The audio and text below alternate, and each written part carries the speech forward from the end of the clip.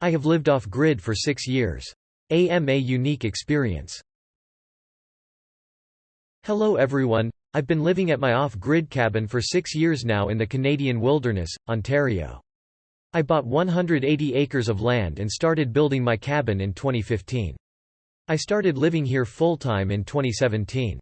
I have an investment in solar power that pays me like an annuity, but otherwise my full-time job is a YouTuber. Link Ask Me Anything. Proof. Link Please note. There are generally two types of definition for off-grid. One is what I call the movie definition, which is disconnected from society, unfindable. The more common one means that you're not connected to municipal services. What about emergency medical care, general emergency services? I guess what I'm asking is, how far are you from a city, town? Do you have any concerns for your safety, should there be an accident or medical emergency? About 30 minutes to get to my car by ATV. Then a little under an hour to get to a town that has a hospital. Sure, I have concerns, but you can't let that rule your life. You could get hit by a car tomorrow. Another guy who has a cabin out here fell off a tower he was working on, bounced off the roof of his cabin, then fell to the ground. Emergency, I forget what service, sent out a team by Argo to get him. I imagine if it was serious enough they'd send a chopper. It's also important to always carry your cell phone out here. Some friends of mine have property on a rural island on the west coast.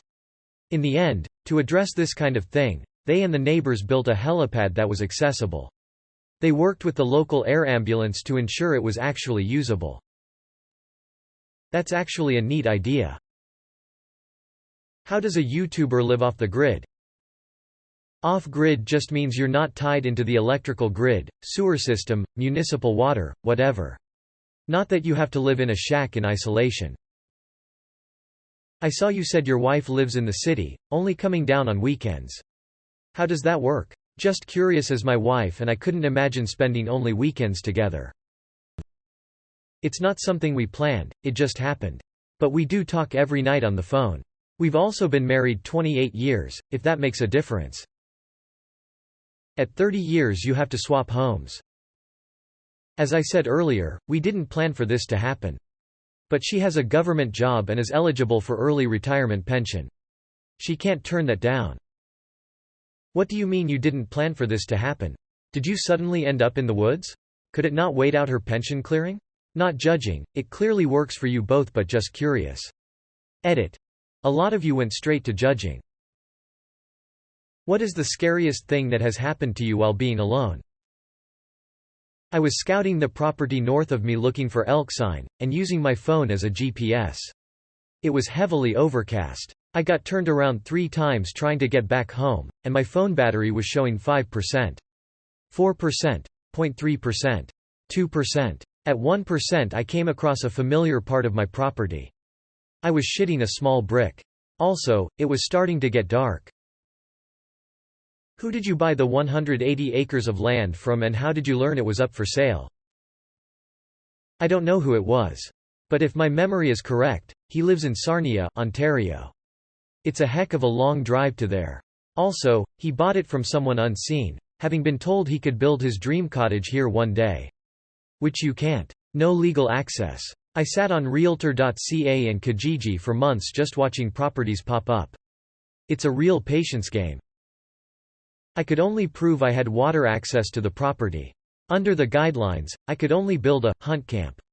The rules are pretty lax on what a hunt camp is, but it has to be under 800 square ft. A high wizard tower could work then. Forsooth. Going through the municipal regs, it says I can't. What about just sticking wheels on the side and calling it a camper trailer? And really, on 180 acres do people actually check or care? My plan B was to put a boat on the pond and live in that. No regs on that sort of thing. But practically speaking, no one cares. Split it into 4. 1-800 SF cabin on each corner. They just happened to not have 4 walls each. Boom. 3200 SF house. I suppose I could. Hadn't thought of that. I wonder how much it costs to do that. It seems that you still have to pay some expenses such as taxes and Starlink. How are you able to pay this? Is YouTube revenue sufficient? Yes, while living like this is cheap by today's standards, there are still things I have to pay for. Someone asked about YouTube revenue and I put it like this. There are a lot of potential revenue streams, but if you just look at ads that play around my videos, then I made about $43,000 CAD in 2022. It was in the back of my mind while building the cabin. That's why my first 12 videos are just me walking around with my cell phone camera at the end of the day. Those videos were mainly for my wife so I could prove I wasn't just sitting at some bar drinking. When I did start really working on my YouTube, it was for 2 reasons. 1, build up another income for when my wife retires, and 2, I just couldn't not share the beauty of this area. Do you also grow, hunt, catch your own food? If so, what type of animals and vegetables are available to you?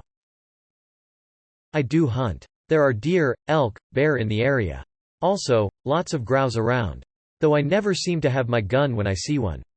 The soil around here is really bad for growing vegetables. Last year I brought in pots and bags of soil from town, did much better with those.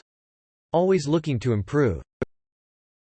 What does 61K in subscribers pay? Well, first, of subscribers doesn't mean much. Also, anyone doing what I do has many revenue streams. Stuff like merch, maybe podcasts, etc.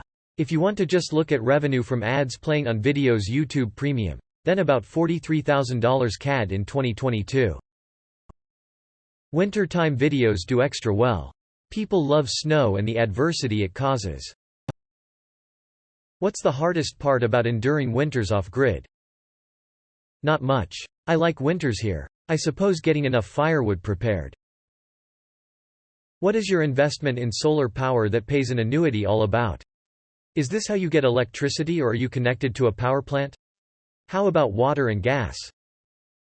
In Ontario for a while they had a program where you could install solar panels at your residence or on a commercial building and sell the electricity back to the grid. In the beginning the rates they were paying were very good. My business partner got it on one big one. I guess, but it's not my property. Hey, I rent a barn roof at a chicken farm.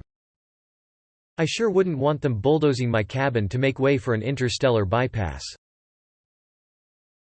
How much did the 180 acres of land cost you? Whereabout in Ontario is it, or rather how far is it from any populated area? I got it for $35,000. It would be worth a lot more now, because of the COVID thing, people moving away from the cities.